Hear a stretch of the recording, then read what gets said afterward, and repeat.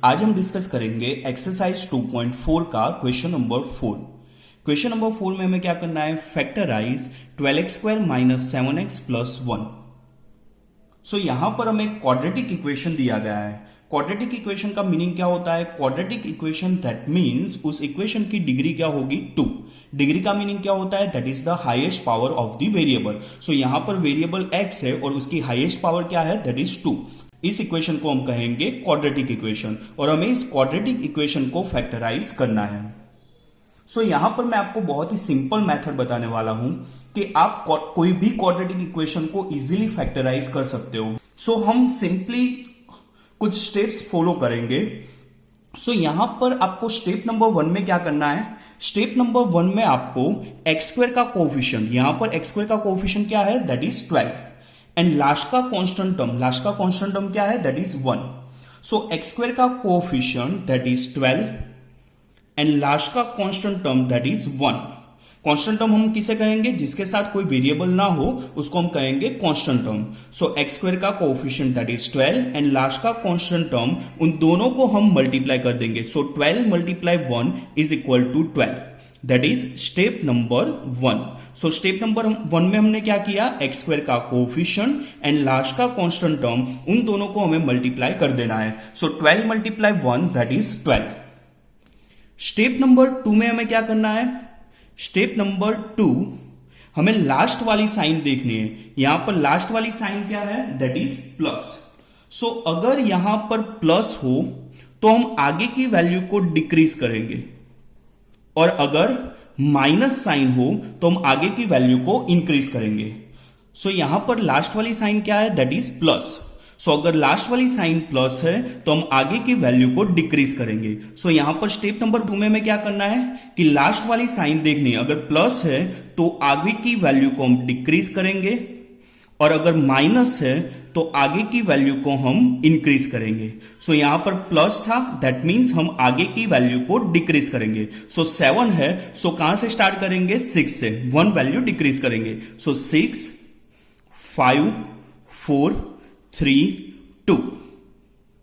और यहां पर दोनों केस में डिक्रीज कर रहे हो या इंक्रीज कर रहे हो, मल्टीप्लाई में क्या लिख देना है, दैट इज 1 2 3 4 5। अब हमें स्टेप नंबर 1 में आंसर क्या चाहिए, दैट इज 12। सो हमें ऐसी दो वैल्यू फाइंड करनी है जिसका मल्टीप्लाई 12 हो और लास्ट साइन देखने है जिसका एडिशन कितना होना चाहिए, 7। सो यहां पर कौन सी वैल्यू में आंसर 12 आ रहा है वो हमें सिंपली चेक करना है। So 6 multiply 1 6, 5 multiply 2 10, 4 multiply 3 12। सो यहां पर आंसर क्या आ गया, 12। और 3 इंटू 4 भी 12 होता है, कोई भी वैल्यू आप ले सकते हो। So 4 into 3 that is 12। यहां पर सिंपली साइड में हम लिख देंगे दैट इज x। सो यहां पर हमने ऐसी दो वैल्यू फाइंड की जिसका मल्टीप्लाई 12 हो और जिसका एडिशन 7 हो। सो 4x एंड 3x। यहां पर हम मिडल टर्म को स्प्लिट कर रहे हैं, मींस -7x की जगह पर हम क्या लिखेंगे, दैट इज हमारे पास दो वैल्यू है 4x एंड 3x। सो हमें यहां पर -7x चाहिए, दैट मींस हम वैल्यू क्या लिखेंगे, दैट इज -4x -3x। सो यहां पर हम स्टेप बाय स्टेप उसको सॉल्व करेंगे। 12x square as it is, -7x की जगह पर यहां पर हमें दो वैल्यू कौन सी मिली, that is 4x and 3x। हम दोनों वैल्यू माइनस करेंगे तो हमारा आंसर कितना आएगा, -7x। So -4x -3x and last में +1 as it is.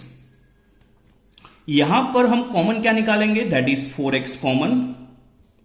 So 4 3 are 12 and 4x common निकला है, सो ओनली x कॉमन है, that is x। So 4x in bracket that is 3x minus 4x common है, सो यहां पर कितना remaining रहेगा, 1। Similarly हम लास्ट के दो स्टेप में से कॉमन निकालेंगे। सो यहां पर कोई भी वैल्यू कॉमन नहीं है, दैट मींस सिंपली हम कॉमन क्या निकालेंगे, दैट इज 1। और यहां पर हमें देखना है कि ये जो ब्रैकेट बना वही यहां पर सेकंड ब्रैकेट फॉर्म होना चाहिए। सो यहां पर हम -1 कॉमन निकालेंगे। सो ब्रैकेट के अंदर क्या रहेगा, that is 3x, minus common निकल गया, दैट मीन्स यहां पर साइन चेंज होगी, सो -1। सो अगेन इस पूरे इक्वेशन में कॉमन क्या निकलेगा, दैट इज 3x -1। सो दूसरे ब्रैकेट में क्या रिमेनिंग रहेगा, दैट इज 4x माइनस 1। यहां पर सिंपली आपको 3 स्टेप्स फॉलो करने हैं। फर्स्ट स्टेप में आपको क्या देखना है कि एक्स स्क्वायर का coefficient that is 12 and last का कांस्टेंट टर्म, उन दोनों को मल्टीप्लाई कर देना है। So 12 multiply 1 is equal to 12। Step number 2 में आपको क्या करना है, यहां पर लास्ट वाली साइन देखनी है। यहां पर लास्ट वाली साइन क्या थी, दैट इज प्लस। अगर प्लस है तो आगे की वैल्यू को हम डिक्रीज करेंगे, और अगर आपको माइनस यहां पर दिया होता तो हम आगे की वैल्यू को इंक्रीज करते। सो प्लस हो तो आगे की वैल्यू को डिक्रीज करनी है, एंड माइनस हो तो आगे की वैल्यू को इंक्रीज करनी है। सो यहां पर प्लस थी तो आगे की वैल्यू को हम डिक्रीज करेंगे। सो 7 है तो लिखना कहां से स्टार्ट करेंगे, दैट इज 6 5 4 3 2, हम डिक्रीजिंग ऑर्डर में लिखेंगे। देन अगर डिक्रीज हो या इंक्रीज हो, हम यहां पर क्या लिखेंगे, दैट इज मल्टीप्लाई 1 2 3 4 5। अब हमें ऐसे दो नंबर्स फाइंड करने थे जिसका मल्टीप्लाई 12 हो और एडिशन क्या होना चाहिए, that is 7। So 4 3 12, clear. So जिसका मल्टीप्लाई 12 हो और जिसका एडिशन क्या होगा, 4 प्लस 3 दैट इज 7। सो यहां पर हम माइनस 7x की जगह पर यहां पर दो वैल्यू रख देंगे। हम यहां पर दोनों वैल्यू क्या लेंगे, माइनस, क्योंकि हमें यहां पर रिक्वायरमेंट क्या है, माइनस 7x। सो 12x square minus 4x minus 3x plus 1। Minus 7x की जगह पर हमने क्या लिख दिया, माइनस 4x माइनस 3x। अब हमें आगे की दो वैल्यू में से कॉमन लेना है। सो 4x कॉमन, ब्रैकेट में क्या रहेगा, 3x माइनस 1। सिमिलरली लास्ट की दो वैल्यू में से हमें कॉमन क्या आएगा, दैट इज माइनस 1, क्योंकि हमें दोनों ब्रैकेट सेम चाहिए। So minus 1 common, so bracket के अंदर क्या रहेगा, 3x माइनस 1। यहां पर माइनस कॉमन है, दैट मीन्स साइन क्या हो जाएगी, चेंज होगी। सो 3x माइनस 1। अगेन इस पूरे इक्वेशन में से कॉमन क्या है, दैट इज 3x माइनस 1। सो दूसरे ब्रैकेट में क्या रिमेनिंग रहेगा, that is 4x minus 1। So इस मेथड से आप कोई भी क्वाड्रेटिक इक्वेशन को हम इजीली सॉल्व कर सकते हैं। सिमिलरली अभी इसी लेक्चर में हम सॉल्व करेंगे question number 2, question number 3, question number 4। Question number 4 का सेकंड क्वेश्चन क्या है, that is 2x square plus 7x plus 3। सो यहां पर भी हम सेम मेथड फॉलो करेंगे। स्टेप नंबर 1 में हमें क्या करना है, एक्स स्क्वायर का कोएफिशिएंट एंड लास्ट का कांस्टेंट टर्म, उन दोनों को हमें मल्टीप्लाई करना है। सो यहां पर एक्स स्क्वायर का कोएफिशिएंट क्या है, दैट इज 2। लास्ट का कांस्टेंट टर्म क्या है, that is 3। So 2 multiply 3 is equal to 6। Step number 2 में हमें क्या करना है, लास्ट वाली साइन देखनी है। अगर प्लस हो तो आगे की वैल्यू को हम डिक्रीज करेंगे, और अगर माइनस हो तो आगे की वैल्यू को हम इंक्रीज करेंगे। सो यहां पर लास्ट साइन क्या है, दैट इज प्लस। सो हम आगे की वैल्यू को डिक्रीज करेंगे। मीन 7 है तो कहां से लिखना स्टार्ट करेंगे, 6 से। सो 6 5 4 3, मल्टीप्लाई क्या लिखेंगे, 1 2 3 4। हमें यहां पर दो ऐसी वैल्यू चाहिए जिसका मल्टीप्लाई 6 होना चाहिए। सो 6 मल्टीप्लाई 1 दैट इज 6, और जिसका एडिशन क्या होना चाहिए, 7। यहां पर प्लस हो तो हमें बोलना है एडिशन 7 होना चाहिए, और यहां पर अगर माइनस हो तो हमें बोलना है उन दोनों वैल्यू का माइनस 7 होना चाहिए। सो यहां पर प्लस वैल्यू है, सो उसका एडिशन क्या होना चाहिए, 7। सो 6 plus 1 is equal to 7। So यहां पर हमने ऐसी दो वैल्यू फाइंड कर ली कि जिसका मल्टीप्लाई 6 है, so 6 multiply 1 is equal to 6, and जिसका एडिशन क्या है, 7। 6 plus 1 is equal to 7। So यहां पर हम इस वैल्यू के साथ में लिख लेंगे x। सो यहां पर हम मिडल टर्म स्प्लिट करेंगे। हमें मिडल टर्म क्या चाहिए, 7x, और प्लस 7x चाहिए। हमारे पास वैल्यू कौन सी है, 6x एंड x। सो इन दोनों वैल्यू को अगर हम प्लस रखेंगे सो हमारा आंसर क्या आ जाएगा, प्लस 7x। सो यहां पर हम 7x की जगह पर लिखेंगे plus 6x plus x।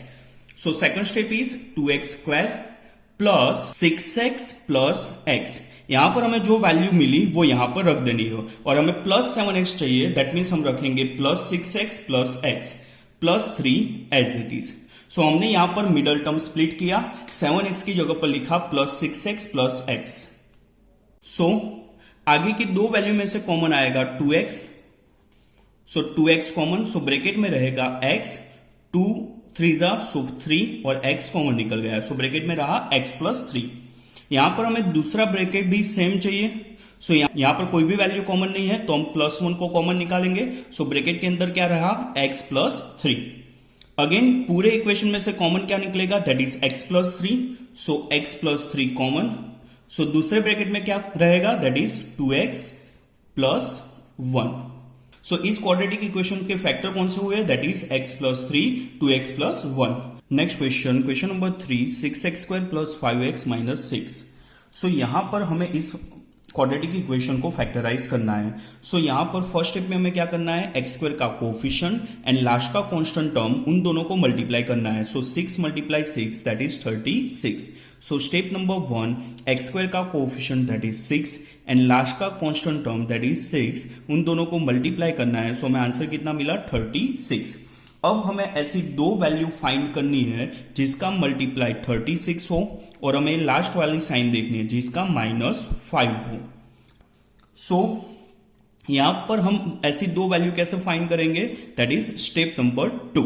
Step number 2 में हमें क्या करना है, यहां पर अगर माइनस हो तो आगे की वैल्यू को इंक्रीज करेंगे और प्लस हो तो आगे की वैल्यू को डिक्रीज करेंगे। सो यहां पर माइनस है तो हम आगे की वैल्यू को इंक्रीज करेंगे। सो यहां पर 5 है तो स्टार्ट कहां से करेंगे, 6 से। 6 7 8 9 मल्टीप्लाई 1 2 3 4। यहां पर हमें आंसर क्या चाहिए, that is 36। So 9 into 4 is equal to 36। So यहां पर हमें ऐसी दो वैल्यू मिल गई जिसका मल्टीप्लाई 36 हो और जिसका माइनस क्या होना चाहिए, 5। सो 9 माइनस 4 दैट इज 5। सो यहां पर हम लिख देंगे 9x 4x। सो यहां पर हम मिडल टर्म को स्प्लिट करेंगे। सो मिडल टर्म को स्प्लिट कैसे करना है, 6x² as it is, middle term है 5x और हमारे पास वैल्यू है 9x एंड 4x। सो यहां पर हमें आंसर प्लस में चाहिए। So higher value that is plus. So plus 9x minus 4x। So यहां पर plus 9x minus 4x that is 5x minus 6। Next step में हम आगे की दो वैल्यू में से कॉमन निकालेंगे। सो 6x² plus 9x। So common क्या आएगा, that is 3x। So 3x common, so bracket में रहेगा 3 2 जा 6, एक x रिमेनिंग रहेगा। सो 2x प्लस 3x कॉमन है, सो 3 3 जा 9, सो 2x प्लस 3। यहां पर हमें दूसरे ब्रैकेट में भी 2x प्लस 3 चाहिए। सो यहां पर हम कॉमन निकालेंगे -2। सो ब्रैकेट के अंदर क्या रहेगा, 2 2 जा 4, सो 2x। यहां पर हमने माइनस कॉमन निकाल दिया, सो प्लस 2 3 जा 6। अगेन पूरे इक्वेशन में से कॉमन क्या निकलेगा, that is 2x plus 3। So 2x plus 3 remaining क्या रहेगा, दैट इज 3x माइनस 2। सो इस क्वाड्रेटिक इक्वेशन के फैक्टर कौन से हुए, 2x प्लस 3 3x माइनस 2। सो इस मेथड से हम कोई भी क्वाड्रेटिक इक्वेशन को इजीली फैक्टराइज कर सकते हैं। Next question, question number 4 that is 3x² minus x minus 4। यहां पर भी आपको इस क्वाड्रेटिक इक्वेशन को फैक्टराइज करना है। So simply follow this steps. First step is x² के कोएफिशिएंट एंड लास्ट का कांस्टेंट टर्म, उन दोनों को मल्टीप्लाई कर दो। So 3 into 4 is equal to 12। Step number 2 में आपको क्या करना है, आपको ऐसी दो वैल्यू फाइंड करनी है जिसका मल्टीप्लाई 12 हो और जिसका -1 आना चाहिए। सो यहां पर x² का कोएफिशिएंट क्या है, दैट इज 1। सो वो दोनों वैल्यूज का माइनस क्या होना चाहिए, 1। सो यहां पर आपको स्टेप नंबर 2 में क्या करना है, लास्ट वाली साइन देखनी है। यहां पर साइन है माइनस। सो अगर माइनस साइन है लास्ट साइन तो आपको आगे की वैल्यू को इंक्रीज करनी है। मीन्स यहां पर वैल्यू है 1x। सो आगे की वैल्यू को इंक्रीज करो, मीन्स 1 है तो स्टार्ट कहां से करना है, 2 से। सो 2 3 4 5 मल्टीप्लाई 1 2 3 4। सो यहां पर आपको आंसर चाहिए 12। सो 4 3 जा 12। सो 4 मल्टीप्लाई 3 दैट इज 12। सो आपको ऐसी दो वैल्यू चाहिए थी जिसका मल्टीप्लाई 12 हो। सो 4 मल्टीप्लाई 3 12 और जिसका -1 हो। So 4 minus 3 that is 1। But हमें यहां पर चाहिए -1। So higher value that is minus and lower value that is plus. So यहां पर हम मिडल टर्म को स्प्लिट करेंगे। सो 3x² माइनस 1x हमें आंसर चाहिए। So -4x plus 3x। So -4x plus 3x that is -x and -4 as it is. अब हम आगे की दो वैल्यू में से कॉमन निकालेंगे एंड लास्ट 2 वैल्यू में से कॉमन निकालेंगे। सो आगे की वैल्यू में x कॉमन है। सो x कॉमन। सो ब्रैकेट में रहेगा 3x माइनस 4। यहां पर कोई भी वैल्यू कॉमन नहीं है, दैट मीन्स हम सिंपली लिखेंगे +1 कॉमन। सो ब्रैकेट में रहेगा 3x माइनस 4। अगेन इस पूरे इक्वेशन में से कॉमन क्या है, that is 3x minus 4. So 3x minus 4 common. So दूसरे ब्रैकेट में क्या रिमेनिंग रहेगा, that is x plus 1. So इस क्वाड्रेटिक इक्वेशन के फैक्टर कौन से हुए, that is 3x minus 4 and x plus 1. So easily आप इस स्टेप को फॉलो करके कोई भी क्वाड्रेटिक इक्वेशन को फैक्टराइज कर सकते हैं. तो इस क्वाड्रेटिक इक्वेशन के फैक्टर कौन से हुए, that is 3x minus 4 x plus 1. Thank you.